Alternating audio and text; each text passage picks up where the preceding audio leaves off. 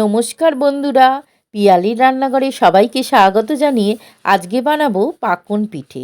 এই হালকা ঠান্ডা পড়ছে, তখনই পিঠে খেতে খুব ভালো লাগে। এই পিঠে খেতে খুবই সুন্দর লাগে।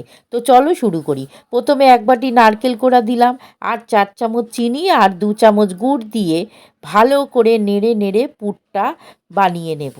তারপরে চিনির রসটা করার জন্য এক বাটি চিনি আর এক বাটি জল দিয়ে নেড়ে নেড়ে চিনিটা গলে গেলেই পাতলা একটা রস তৈরি করে নেব।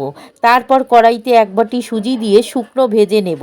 তারপরে ওই বাটিরই 2 বাটি দুধ দিয়ে মিশিয়ে নেড়ে নেড়ে যখন কড়া থেকে ছেড়ে আসবে তখন নামিয়ে নিয়ে একটু ঠান্ডা করে তারপরে হাতে একটু ঘি মাখিয়ে ভালো করে মেখে নেব।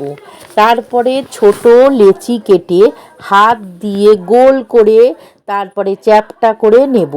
তারপরে বাটির মতন করে নারকেলের পুরটা একটু দিয়ে মুখটা বন্ধ করে তারপরে হাতে একটু ময়দা লাগিয়ে ধারগুলো চেপে চেপে পাতলা করে তারপরে মুড়ে মুড়ে দিয়ে একটা ডিজাইন করে নেব। একইভাবে সবগুলো করে নেব।